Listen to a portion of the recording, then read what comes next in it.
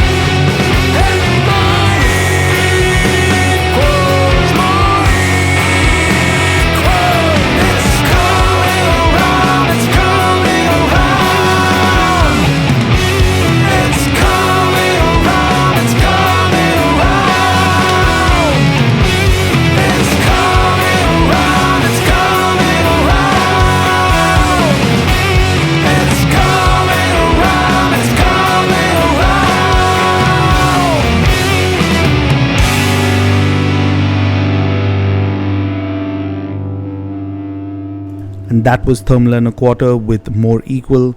Really enjoyed their new sound. I wonder if that's going to be the sound for the rest of their new album, which is coming up soon. Stay tuned to their social media for more information, and I've left a link to the single in the show notes. Now onto my chat with Hoirong. Here it is.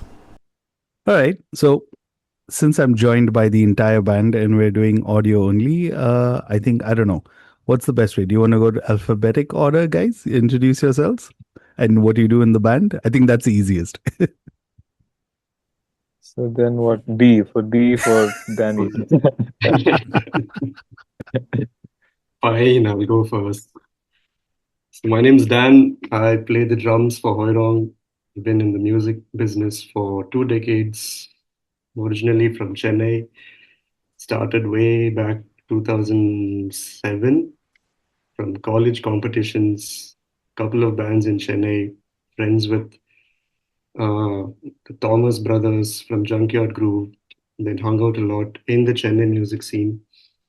Moved to Bangalore in 2009 and sort of did a whole lot of different things. Was in the IT space for 3 years before I realized this is not for me. And then I came back to the music scene in Bangalore, met new friends, made new friends in Bangalore. And then I sort of was trying to figure out life when the pandemic hit. Wow. I guess all of us are so oriented with life itself. So I started a drum school in the middle of the pandemic. So I teach now. I never saw this for myself, but I teach on weekdays and then weekends I play gigs. And so Nice. that's my life. Awesome. And now let's go to K. Come on. Danny does it so well, no? Speaks like really nicely and covers a lot of stuff. Yeah. I'm Kamal and I play guitar and I sing. I kind of I work as a music therapist, and then otherwise I'm just doing music. Yeah. So like I have this project Hoirong, then there's another one in Manipur called Mang. Then I have some other things going on. Basically, just doing a lot of stuff with music here and there. Some things work, some things don't work. But yeah, it goes on. See, this is why I said Danny did a great job. I know I'm going to do something stupid. Okay, rounding it up. that is V fine. with Vinay. Go for it. Hi, I'm Vinay, and I play guitars for Hoirong, also for Man Eating Orchid. Yeah, I mean, basically trying to figure out life as a musician here in India. That's what it is. So. Nice. And so the reason I'm talking to all of you, right, is Hoirong is back. And I say that is back. I don't know if Kamal will agree back or I don't know. But you guys are playing this week in Bombay as part of the Disco Degenerate show. And before I get into like chatting you guys and stuff like that, I have a quick thing I have to say. So typically when I do these recordings, I'll tell my wife which band I'm talking to and stuff like that. And I was like, hey, by the way, you might know this band I'm talking to. And she's like, who? And I'm like, Hoirong. And I don't know if Kamal will remember this, but she had a great memory where she was like, hey, we saw them like 10 years ago. They played Hard Rock Cafe in Andheri. And like, I actually work around that area, and let's just say that that Hard Rock Cafe was just a Hard Rock Cafe restaurant. I don't know how they had a stage and music and things like that, but yeah, she was really impressed. And I remember like early, I think Instagram days or stuff like that, like her taking videos and sending friends and stuff. But overall, I think like that was a fun gig, and especially a place like that. I don't know. Do you even remember that? Oh yeah. The first few gigs in Bombay, I remember a little bit. Most this hard rock one. Now that you bring it up, I kind of remember. It was like I think we were playing with another band from Nagaland or the Street Yes, Stories. I think Street was Stories. it that? I think. Yeah. I think it was them. That Yeah, or it was I forget the other guys whose name is escaping me right now. But I think the guy does the project Mr. India or something like that. I think it was that Oh yeah, band. he was there. He was there too. Yeah, he was there. Yeah. That's so weird, man, that you bring this up. It reminds me of Rishu. Yes. Yes. And I think it was a Rishu gig, if I'm not Yes, mistaken. yes, exactly. Yeah, Yeah. yeah. It was leading up into that New Wave festival, no? Oh yes, that was it. That's it. Beautiful. Wow. So many. N- Now I'm going to Yeah, find the yeah, poster yeah, because yeah. I'm sure somewhere online is the poster. But yeah, I mean, Yeah. it feels very strange because like while we're talking right now, I can very vividly remember that gig, but it's been close to a decade since. And one of the Mm. things I definitely wanted to talk to you guys about is the new lineup. How did you guys to get together? I'm guessing Danny, you and Kamal's paths would have probably crossed at band competitions, considering the timeline and stuff like that. I'll let Wow. Kamal answer that. Did? Yeah? Okay, wait, I have to hear this now. What did he say? I said, did your I'll let Kamal paths? answer that one. Yeah, how did we all meet? How did our paths cross? I mean, Ah, Danny and you would have I some think history, I'm guessing. not really, man. Actually, We met very recently. yeah, about like a month ago. That's Yeah, yeah. I've Wow. only been in the band for a month. Yeah. I'm the new guy in the band, so that's me. Played my first ever show with Vinay and Kamal for Monster Rock, if you're aware of Bira 91 and Monkey Monster Rock. Rock. Monkey Rock, yeah, Sorry, Monkey Rock, yeah. Monkey Rock, not Monster Rock. Yeah, Monkey Rock Fest uh, last month, and it was very recent. Did a couple of jams with the guys, and then we had a gig already. So it's been fun couple of weeks for me. That's it. Funny enough, I've actually heard. I mean, Kamal, the way we met is a funny story because I was at this rehearsal space in Indiranagar. Heard about Lounge Piranha when I was in Chennai, but never really got to see them live. And then in walks Kamal. He wanted to check out a guitar amp, and I'd never met Kamal in my life ever. Heard the name a few times, and then he just wanted to come in and check a friend's guitar amp. And then in passing conversation, I heard that they were looking for a drummer. And then one thing led to the next. And then somebody said, okay, here's Dan, good drummer. See if you'd like to, audition him and see how that works. So very quickly, things happened one after the other. And then we got together in the rehearsal room. And then here we are today on a podcast before the second gig.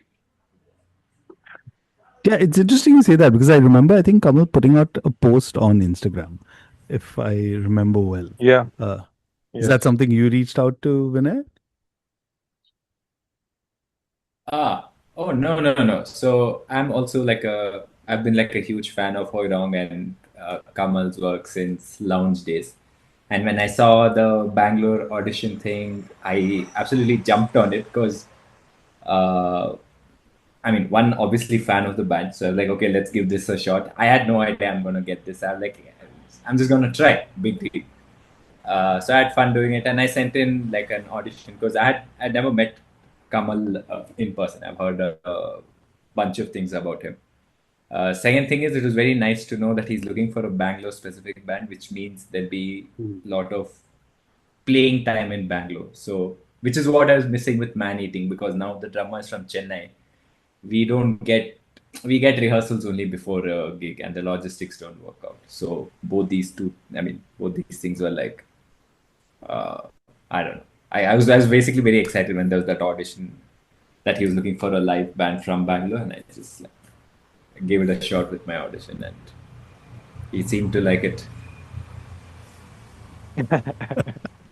I like how Kamal's laughing. So then let's pose the question to him, right? I mean, like, No, the way, I obviously, like how you ended no, the thing is, that. Vinay, so I'll tell you with Vinay, okay, before he even sent anything, no, Apurv, I'm going to quote, like, I'm going to bring some names up. So Apurv told me about him because I've been speaking to Apurv for years about this, okay, like many, many years. Apur from So this Pacifist, by the whole, way. yeah, yeah. the dawn So many, of Yes. sorry, I said the dawn of sound from Bombay. I would put it as Yeah, no other way to put yeah, it. yeah. the mafia, he is the 100%. mafia by himself. Yeah, yeah. 100%. So Sorry. yeah, I've been talking to him for a while, and I've been speaking to other guys also. But then the thing is, like Vinay was saying, I was very clear about wanting guys from Bangalore so that we can meet regularly and get things together, no, in town itself, and play local gigs also a little bit. Uh, then I think Apur was very keen on this, and but then again, this whole Bombay thing, whatever, it was not going to work out. Then he told me about Vinay. He didn't mention his name. He said there's one guy, but he's probably overqualified for this job. So I was like, okay, then forget it. Don't even mention that. No, then leave it. But then I think that conversation went away, and then I think maybe Apur spoke. Oh, I don't know what, but according to the whole timeline, I got a couple of things here and there. Then Vinay's audition came, and he was like, the way he played, it was very cool. Okay, but I was finding it very funny. Also, I told him this. There's some noise parts, no, but this Vinay is like so. he, he knows so Such much. an He knows so much about everything that even when he was playing, I was watching him play the noise parts, and even the noise parts are like properly, like like he's probably playing some chord that he can name. uh, I remember this very clearly. Then I was laughing about this a little bit. Yeah, but it was great. It was really nice. I knew, like, I felt like something can happen with him, and so then we met. We chatted a little bit. It was nice. I think got through a few things. And then I think more than even like playing or not playing, no, it was like meeting people who think in a particular way, who feel a certain way about things, who have some kind of outlook which is similar, no, for all of us, like that. I think that was important. Yeah, I mean, I'm glad you kind of mentioned that, right? Because again, like I mentioned at the start, I remember seeing you guys like a decade ago, and you guys have been quite prolific. And I'm saying you guys as Hoirong itself. But it's interesting that you talked about the noise piece because another story I remember, and I don't know how you're going to react to this because I don't think I ever told you this when we Yeah, met a couple of times. But I still remember. So I used to work at N87 yeah. back in the day, and I still remember the first time, and I'm not going to say the entire album name, but when the first Hoirong album Say it. You dropped, have to right? say it. No, you have to say it. This is the first podcast. Okay, wait. Okay, let's go. Yeah, And when the reincarnation of the Princess of Woe and her vampire hound posse, that album, yeah. which I think everyone would kind of Nice. remember, especially after I said the entire Yeah, title, right?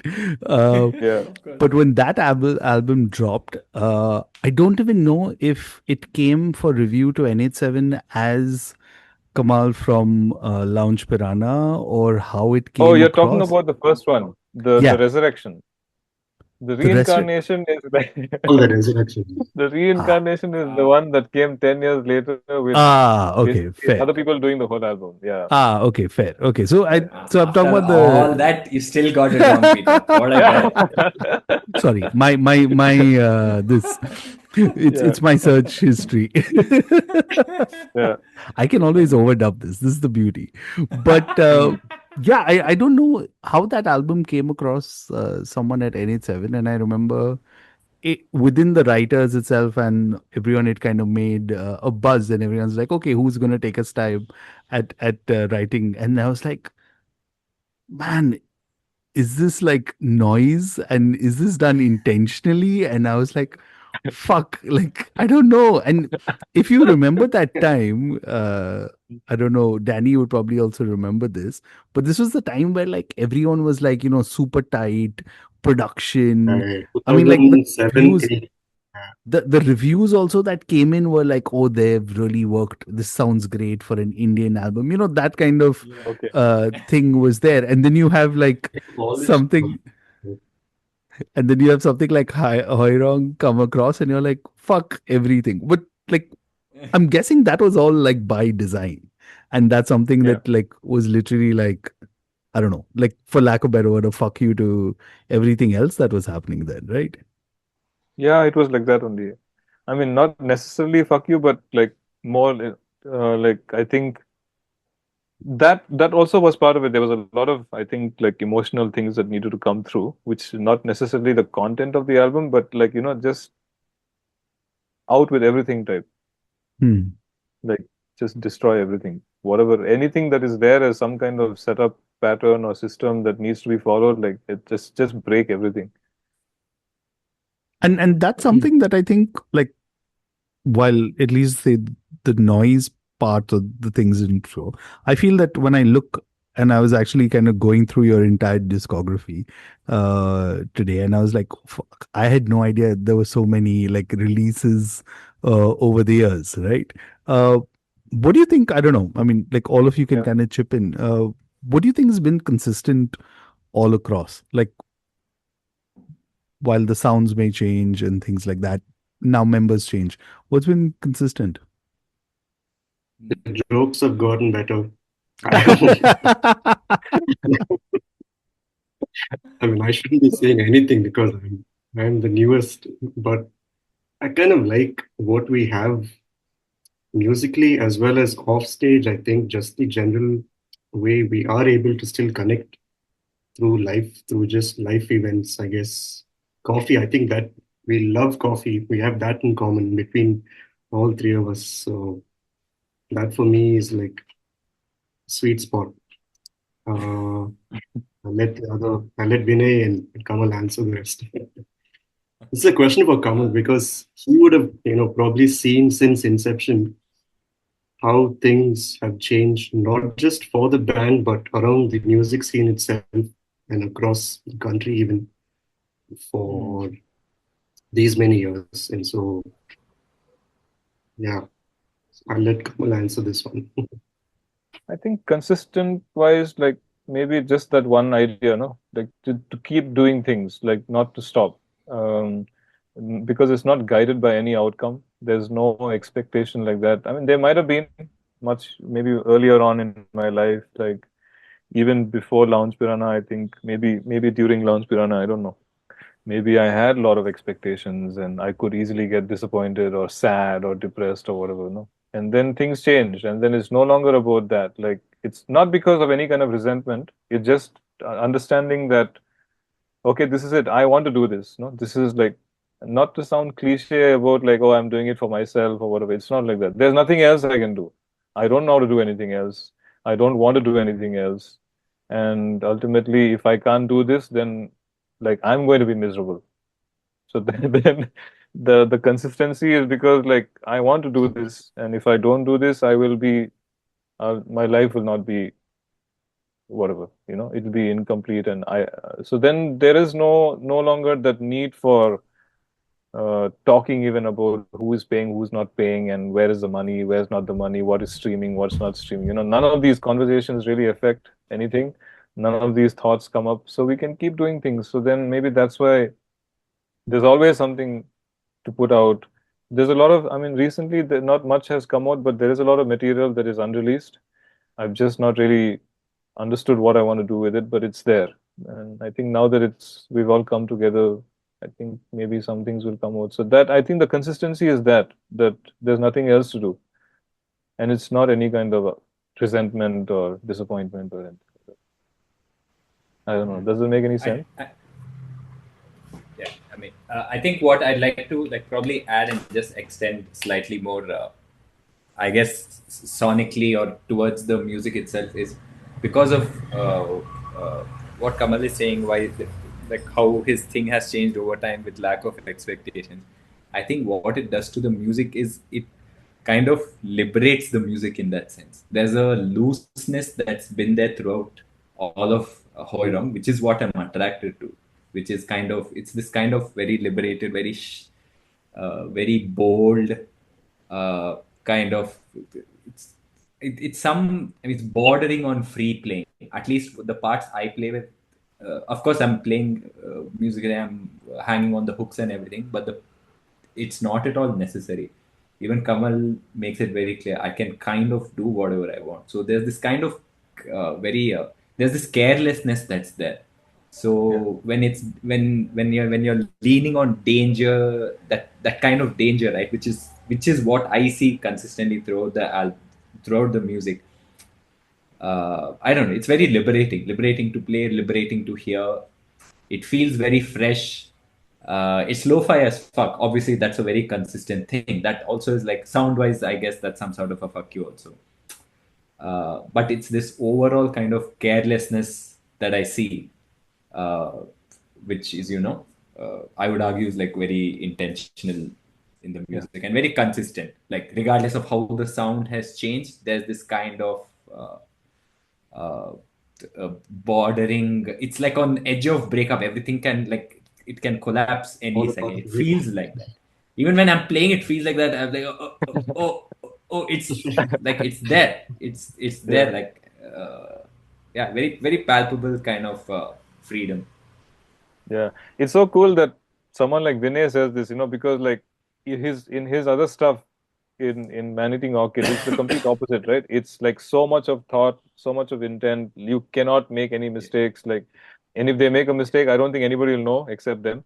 But like, it's at they're playing at that intensity. Like only they will know if they make a mistake. But like so I think one of the first things that like I really liked about him is the fact that he can do that, and like the conversation I had with him, right? Basically, after the audition, we met for tea, and I was just chatting with him. This thing that he's talking about, no, I think he understands where it's coming from. That idea of liberation, that playing, that free playing. You know what you're doing. It's not like you can do anything you want. Also, it's little bit. It's like but also you don't want to know. So it's somewhere somewhere there. Yeah. Mm. It's nice to kind of play with these guys because I think um, even though we don't know each other, we all of us are new to each other right now. I don't know Vinay from before. Like I've seen him play once, I think in the Pacifist gig. Um, Pacifist, who was it Pacifist? No, it was not Pacifist. It was Dirge. Dirge was playing, and I think Managing Orchid was playing, and somebody else was playing. That's the first time I saw him play. Um, and now we're together. We don't know each other at all, but it's just getting to know each other. But knowing that that foundation is very similar, even though we are so different, I think we know something. Okay, awesome. So, you know what? Since I spent so long trying to say the entire album name, and I said the wrong one, so let's play a track from that. But I don't know. Let Kamal choose this one. And since you said again, it was the 10th year release of the Resurrection. Sorry, I'm only calling it that Yeah. right now. But you had various, and I think what was also cool about that is because I remember very well kind of going and seeing, hey, who are the bands that you got to kind of reinterpret or kind of do their versions of the track. And it's also going back to what Vinay is talking about, right? There was that kind of uh, looseness that's there. So, like, even though you had other bands kind of play their version, you kind of still had that essence of Hoirong in there. Now, I know this is the tough one, but who do you think kind of like put together that where, or the first time you heard it, where you were like, fuck, these guys like actually get it? And that's what I was really looking for. You mean from The the, the the reincarnation the one. reincarnation? Yeah. Yeah. All of them, man. Like all of them. I think all these guys somehow. The thing with that album was I first people were saying like, hey, why don't you remaster it and release it? Like it's been 10 years or whatever. It was like the anniversary, 10-year anniversary of that album. So I was like, yeah, maybe that's kind of interesting, but then it's more like to take care of something. No, the first album was like so noisy and so like fucked up like that. And now you want to remaster it to kind of take care of something that happened in the past or whatever. I don't know. It's like, yeah, it was not sitting very well for me. But I also understand that, releasing it again, remastered. Then I was just thinking, fuck, how it'll be cool if like I don't do anything in this album, like it's not like that album itself. Let it just be the same. I mean, celebrating that album, but in a different way. And then I thought maybe I can ask some guys whether they'll be interested in doing it. Interestingly, everybody who I asked, they were like up for it and they were quite excited. So they made it happen, and I was like so shocked that mm, that they're willing to do something like this. It was so like it was such a great moment for me also. Like such a reward, I guess. Very, very grateful for all of these guys, like super grateful. And I don't know, like thinking about putting all this effort and doing things, sometimes the returns are unexplainable, Like there's no way to describe how grateful I am for what these guys have done and how they kind of appreciate and support so strongly. Come on, I need an answer. No, man, really, I swear to God, I'm not trying to be like you're you're trying to like No, you're trying to no. do that So, thing. so No, no, okay. there has to be one. No, no, I'm telling you, We'll I'm get not. everyone to check out the rest of the the compilation of No, the sorts. thing is, like nobody did it in a way that was expected. But then they made it their own. I think that's why it's so cool. Like the most Yeah. interesting one will be the Jazz Bastards. Okay. Yeah, I think the Jazz Bastards doing their version of Glassjaw, like that. It's such a long one. It goes on and on. It's just too crazy. It's the most bizarre cover of Glassjaw, I think. Uh, that Okay. and then I think I was also very like there was a nice moment in that album. So Nitin from Low Peninsula, Hmm. he was they were doing super glue, right? I was saying Hmm. super juice. So they were doing super glue. And I think he must have been rehearsing at home and his Hmm. daughter picked it up. Oh, So nice. she would sing it in the car and all this. Slowly comes the Nabram, something, I don't know, whatever she heard. And so I think his wife or something recorded her while she was singing it. So it's there on the compilation, actually. It's there. I think like it's like Superglue, Low Peninsula, and then again Superglue by Audrey. The small snippet of her singing it in the car or somewhere, I don't know where. It's one of the sweetest things. Okay. So then, Mm. only because of Audrey and not Yeah. because of anyone else, Yeah. let's play both those tracks back to back. So here it is. Oh, okay. Slowly he comes the Nebrons. Funny I had to try to be that so good. Ding ding ding ding ding ding ding ding ding ding ding ding ding. Slowly.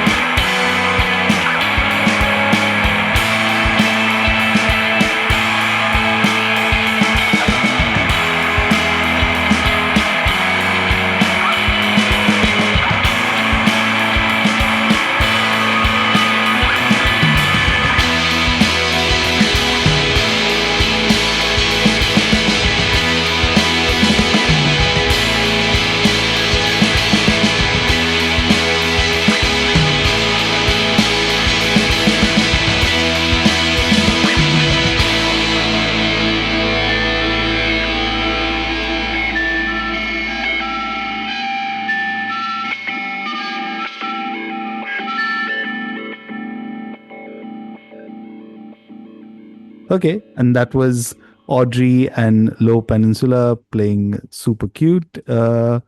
This Super one, glue and super cute. Yeah. yeah, got it. Super Cute and Super Glue. Cool. So if you Yeah. haven't already checked out, I'm going to leave a link as always in the show notes. Do check it out.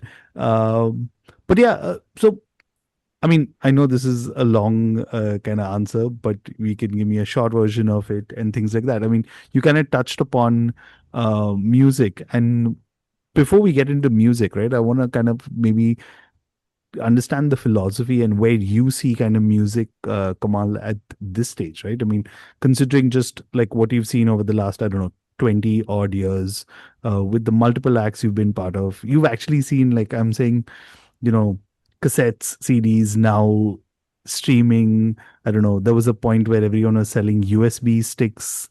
I don't know whatever happened to Yeah. them in there. But how does that kind of your thoughts on that kind of shape where you're going with music and kind of working towards it? You mean in terms of like the production, like this cassettes and CDs and where it's going I like mean, just that? overall, like in terms of distribution itself, also, right? Oh, I mean, like, because you said you have a bunch of music. all right. Yeah, yeah. I don't know, man. I think now it's just from like I can't speak about like the market or whatever it is. Like I think for me it's become more and more disconnected, you know. Now it doesn't matter at all. Like this thing has become just more vague and more ambiguous to me. Like this whole idea of distribution and not distribute. This Spotify thing, I want to get out of it. Like it's just that that guy is taking too long to respond to me. I've asked them to remove everything. Like just take off everything that is there on Spotify. I don't want it to be part of that stupid company anymore. And I like Bandcamp. It's cool. Like there are people there who are supportive. They're like few people, but then they're there for the music, you know. And so I like Bandcamp. And yeah, that's it. Like I think it's become more and more pointless, this whole thing of the business of music and what to do, where to promote, where not to promote. I've become very like distant with it. I don't know. Do either of you want to add your thoughts, Vinay, Danny? Danny, you I want to go? mean, I still remember the days before Facebook and Instagram, and back then it was MySpace, Reverb Nation, Bandcamp, and so bands would sort of upload content, and then it was a whole online community like I've never seen. And what we have today is so different, and I don't fully understand why any artist, for that matter, needs to fit in or understand how the algorithm works. And the whole thing about having to be a content creator simply to stay relevant makes me sick. And, yes, it's important in a way to sort of be seen and heard, but I don't get why that's become the thing, now. Uh, Not to really diss on people who are doing that, but what are we trying to prove is my point, is my whole, uh, I don't know, man. Like for me, I've been there. I've, sort of seen the evolution of internet and what it does to artists over a long period of time is quite sad. And now with, the whole Spotify and how sickening all of it is, it's just really weird, what it's come to. It's not the kind of music community that I grew up with, so I simply can't relate to whatever is happening in creative communities around the world, let alone India, and how even Coachella and all these big festivals worldwide. There's so much of fraudulent ways of how people scam the artist, with overpriced, concert tickets and what I mean, it's. I'm I not don't going to know. say anything about Ticket Bastard because that's the Yeah, only yeah, yeah. thing to call them, right? It's like it was very different, right? Back in the 90s, the way things happened and how it was a very close-knit family of, people who sort of came together for the sake of music. And then, with the business model of what we have today and how much an artist has to change simply to stay relevant.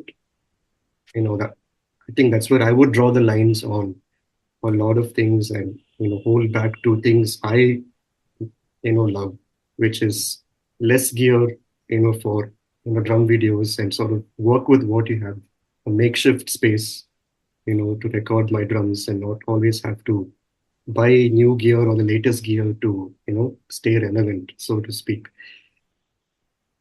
Okay. All right. Yes. Okay. Yeah. I think yes, the business models will make sense if you know if the end goal is whatever financial success, or if you're looking at numbers. So the music industry has drastically changed in the last 20 years. And so for someone like, let's say Kamal, because he's the most senior here, uh, I'm 36 and I Very hate it. polite. It's very polite. He just called you old, Kamal. Sorry, I have to Yeah, say he it. did. Yeah, like my point being that, guys have been there, done that. I don't understand how they are still so welcoming of all that icks me. And I'm only 36 and I've still seen a lot of things change. And I don't like where it's headed, now with AI and everything. It's sort of really robbing the artist of creative freedom, creative expression itself to a point. And I don't even want to touch on Spotify and the how miserable it makes an artist feel at the end of the day, because I've been there with another singer songwriter friend from Chennai, and then we had the whole thing planned, and then it never sort of came through the way we had hoped for it would. And so it's just scams after scams at this point, for any artist for that matter, seniors or younger kids coming into the scene and trying to really stay creative and real and original. So when the business model sort of takes over the whole creative aspect of being a writer or being someone who wants to express, uh, rebellious or not, I don't know. It's strange times, I guess. A lot of things have changed. It's almost scary for an artist to say things anymore. Words like getting cancelled. Like back in the day, you could just like say shit on stage and people welcomed it with open arms. Like Green Day, for example, was in your face music. Nobody could come up and say, fuck you back. Then today you have to be so mindful about how you write, what you write, and how you sort of pose yourself online and in public spaces. So I don't know. It's not something I'm enjoying at this point, to be honest. And so with anyone who writes from an honest place, those are my friends. Those are the people I really want to work with. And so when I met Kamal, I heard these songs. It was very loose, unfiltered, unabashed, in your face music, trying to not fit in, which really sort of attracted my whole concept of yes, there is still rebellion left in rock and roll music. So sign me up, is what I said. That's how I sort of got intrigued into these albums and all of it. I mean, that's rock and roll. You're supposed to say fuck you and go home safe and have a peaceful night. Shouldn't be worrying about who's going to come back. If press is going to represent you in a different light, who gives a shit? I mean, safe to say we won't be seeing any Hoirong sync dance videos or things like that on Instagram. Who knows? Maybe we'll get. Maybe that will be the rebellion. Maybe that will be the rebellion. I mean, like, that's what's rock and roll doing. yeah. Yeah. I mean, think Yeah. about it, right? Like the trending audios and stuff like that. And Yeah. I mean, That'd be it's great. crazy when you're saying this because not too long ago, because Instagram realized that people were using music, right? And using certain sections of music, that they actually commissioned certain artists to make music just for Instagram, which That's were what I'm 1 minute saying. No, long. it's so curated. It's Yeah. so well processed, well thought out. Everything. has an agenda these days, and it's statistics, it's numbers, it's analytics. It's there's some guy sitting somewhere, trying to count views and likes, and that's how success is measured even. So it's messed up. It is what it is. So I want to go back to the days when music was about the music.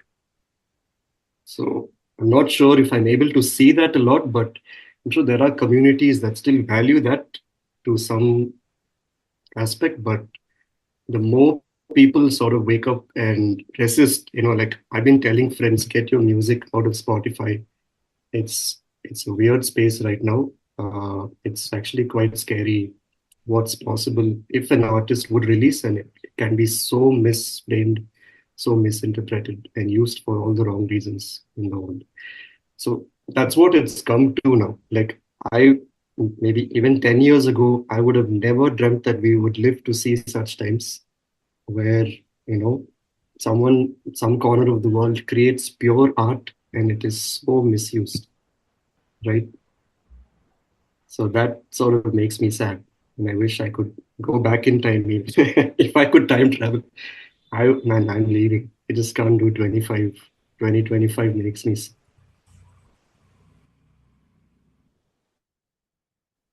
No, unfair. I mean, like, since you've kind of painted this picture, right? So tell me, like, in 2025, right? And when you're looking at, Kamal, you talked about having new music and stuff like that, right? How does that kind of influence the way you want to kind of distribute it? I mean, I'm not even like, we're talking far more than just like, do you put out singles or do you put out albums, right?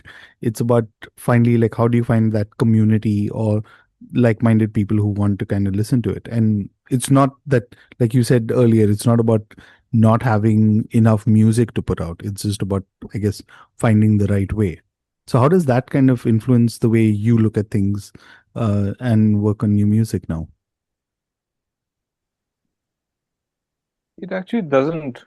I mean, like I said, I'm so disconnected from all of this stuff. I don't pay attention to it. I mean, I understand what Danny is saying. It's there. I know what it is. I see it happening. Everything is changing. Things are getting like into some of this, but it doesn't bother me at all because of like this non-expecting thing that I have. No, I don't have anything to do with this industry as such or the scene or no scene.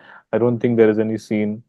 I don't really take part in anything that is like the industry of music or anything like that. We are like just doing stuff that we like, putting out stuff that we like. There are a few people who like us, some 20, 30 fellows are there. They listen to it, some fellows will buy it, some fellows won't buy it. And then that's the end of it. And then you're on to the next thing. I don't think there is no like, so when I was saying the disconnection, what I mean is before, maybe many years ago, it would be like, okay, let's release an album. So what will be the album name, and then how will we do it? Who will who's going to do this? How should we do this? How should we? You'll have a lot of discussions about that, no? I that's no longer part of how I see things. It's just like when it's ready, like maybe the three of us will get together, we'll talk, whatever comes up in that room, that's the end of it. There's nothing else. And if it makes sense to the three of us, then that's it. It doesn't have to make sense to anyone else. Nobody needs to listen to it also. It'll be there. Like Which that. also gets me to the next question is, now that you'll have got, I mean, you'll have a couple of gigs under your belt and things like that. Uh, what's next for those who are kind of following, maybe people who are getting introduced to Hoirong, but also people who've been following you for a while? Like, what can they expect? I think that part is interesting for me. Like to play live, which is why we're based in Bangalore. Everybody is from here. We can rehearse. We'll play local gigs. So then, like to get into that space where we are playing, and like when you play, then people will be able to connect or understand the difference in their experience. Um, I don't know how to exactly answer your question, but it's an exciting part. That's a very exciting part of playing live, because I think from my memory at least, no, when playing, a lot of people don't know us, but they don't know anything about Hoirong or punk or noise. It doesn't matter. They're there to have a drink or something like this, and they're just hanging around. But something about the music gets to them, and Mm. like even though they don't understand anything, they start, I think, taking part in some ways, or they come and talk to you later on saying something, and they're not even interested in the music or anything like that. It's just a good experience for them. I really like that. I like that moment when you connect with human beings, just Yeah. because it's maybe that thing which Vinay is talking about, that liberating thing. It might be primal, it might be like, that carelessness, whatever it is, something is there, some emotional exchange. And I like that. I like to connect with random people who don't understand anything but just have an emotional experience. So yeah, playing live is something that I'm very excited for. And it's going really well with Vinay and Danny. It's like that first gig we did in Koramangala. It was so cool. Like it went really smooth. I had a great time. It like obviously sound issues are there, but it didn't matter. It was so good for me because like you can't hear, you don't know what's going on. This the typical problems that you have on stage. But it felt so good. I think because the three of us are like in the same space. Maybe I don't know, but it felt good. I actually haven't played like that since I left Chennai because I think it was a very different scene for me growing up. There was a lot of funk music around 2007, till 9, and you couldn't be like a very soft drummer. And back then there were some uh, big names in Chennai that I was inspired by, drummers especially. And then after Bangalore, even with this other band called Mad Orange Fireworks, everything was a little too polished, I felt, because these guys, some of them had gone to the US and studied, came back. So the music was very refined, but Hoirong, for me, makes me want to go ape shit, if that makes sense. Like, like something in me wants to come alive and be raw and real. And, I guess the right word is primal about how I feel in that moment with, that particular song, chorus or like guitar and drum section. It's music that I loved listening to, and very similar to the heaviness of, let's say, Rage Against the Machine slash heavy RHCP sections. Blink, there's a whole lot of Blink sonic elements going on. So it's music that I really love growing up. And I'm a drummer who wants to really play fills and sections a certain way. And with some bands, it's a little difficult to sort of be yourself and create those parts while playing live. But then with Hoirong, there's so much freedom to just be myself and then to play sections the way that I wanted to. So that first gig sort of made a lot of sense to me, made me feel right at home, and I don't know, it was magical. In a very long time, I've not had the chance to play a gig like this. So that's what everything fired up, and it said perfect sense that I'm in the right band doing the right thing. So can't wait to play the next one. Yeah, so few of my friends, Danny, actually refer to that time that you're talking about, where every band in either Bangalore or Chennai was only listening to Dave Matthews Band or trying to be a tribute band to them. I know. Please, but I don't. Just imagine Vinay playing in a Dave Matthews tribute band. You will not believe this, but I'm like a huge Dave Matthews fan. So Oh my God. when You when I opened a was can of worms, it's guys. it's literally how I taught myself to whatever sing and play acoustic guitar. Because I mean, obviously Oh, slightly off topic, but like I think Dave was playing. I don't know. He's playing riffs on the acoustic guitar. He's not playing. He plays it a certain aggressive way. So yeah. Anyway, I just thought I'll hook that in. all the Probably dance Dave's like a moves. Hoirong fan, dude. That's what it is.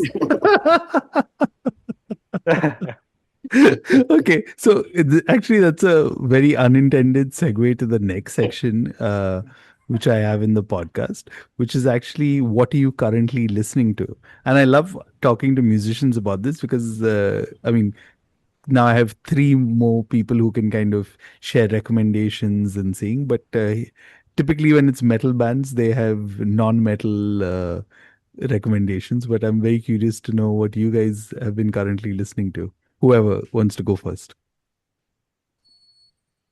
Vinay, he hasn't spoken for a while now. Maybe he should go. Yeah, I mean, is this supposed to be like new, Peter, or just like whatever? Like does Whatever, new, old. I think what at least over the last 1 week has been there's there's this album called Ace by the artist Madison Cunningham. She's like a singer-songwriter, whatever. She's emerged over the past decade. She's done super well, and I'm like a big fan of her. So her album came out, I think, a couple of weeks back. That's a brilliant album. That I followed that up with Rumors by Fleetwood Mac. It's like a morning jam, like very new, like something Rumors that by came what? out last year by Fleetwood Mac from Sleep Token. 1970, whatever. Fleetwood Mac. Fleetwood Mac. Fleetwood Mac. Okay. Yes. Yeah. So these two, I guess, are like my go-to current stuff.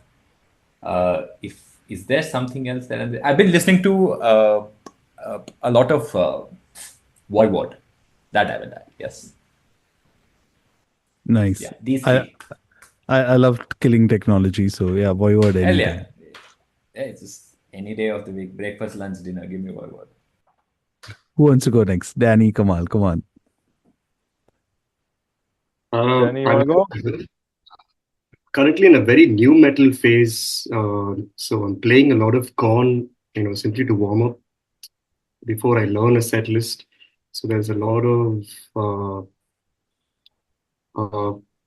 Korn, Incubus, and Use of Days, because I find his approach to music itself incredibly rhythmic and groovy. So these are my warm up songs before I would sit down with the playlist.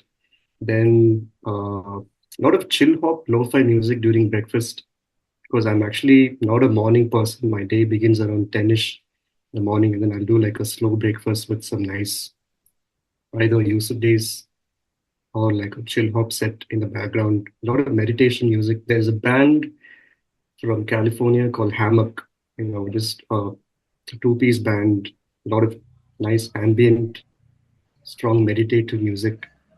Bright Black Morning Light, again, I'm big on spirituality, so I like a very nice meditative playlist in the mornings. So that's me. I have not been listening to much music, man, but today I found one song. It's called Pretty Bitches by what's her name again? Nicki Minaj. Nell the Dawn. Okay. So today I was listening to that on a loop. It was like I was just that's it. Like I don't know, man. I don't listen to too much music like this anymore. The last band I was really tripping on was this Japanese band called Octoboke Beaver. Yes. But that was a long time ago. Maybe like 6-7 months ago. I mean, I actually listened to their whole discography and like went through all of their stuff, not like that. But yeah, now it's just random things. Okay. Can't think of any band. But yeah. Awesome. So cool. So before we wrap up, right? I mean, I know this is like towards the end of the year and stuff like that, but do we see new music? I don't know. Let's look at quarters. First couple of quarters of 2026 from Hoirong. I don't know. What is a quarter? Like that means like March, is it? Yeah, I'd say March, but I don't know. Oh, like that. For all you know, like before I drop this episode, you all might be like, "Yeah, he said that. Maybe. Let's show him." They drop a new single Maybe like the next album will week. release tomorrow. Like that. Yeah, very possible though. Yeah, maybe sometime soon. Like there's some things I just like right now we're just learning stuff. No, we're just trying to get through the set list and deciding what songs to kind of play live, how to work on it. So, like we're in that phase right now. But there's some stuff I've spoken to Vinay about this. Danny also, like there's some material that I've written which is kind of different. I mean, obviously it keeps changing, no? Yeah. Yeah. So we'll get around to that eventually, I guess. See how we want to approach it. But yeah, some things can come out soon. Okay, and not to be too much of a spoiler alert for people, but you're currently not playing any new music on your current set so far. No, man. Like whatever is there, which is quite a bit, Yeah, it's from yeah, there. exactly. It's Okay. kind of hard to decide like a proper set in that 45 minutes, 50 minutes, like right now we're in that phase. Okay, interesting. Great. Yeah. So again, very excited. Looking forward to seeing you guys next week. I mean, I know this is going to be out sometime then, but thanks so much for anyone who's actually stayed till this part of the episode. Each one of you want to give them a quick message. Yeah, thank you very much for your support. It's like just 30 of us. We need to keep it together.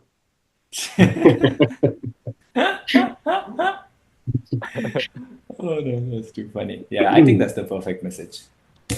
Yeah. Awesome. So thanks so much, guys. Thanks for taking time out to speak to me, and see you all in Bombay, I guess. Thanks for having us, Yeah, Peter. man. You'll be there? Yeah. For sure, of course. Oh, superb. And that was Hoirong, and no, they haven't dropped any new music since our chat. Do follow them on social media to know when they're playing next, and while you're doing that, also follow me on social media. I'm Trendcrusher on whichever platform you're looking at. Also hit subscribe on whichever platform you're listening to this episode to know when the next episode's out. Working on that mixtape, it'll be out very soon. Stay tuned, see you then.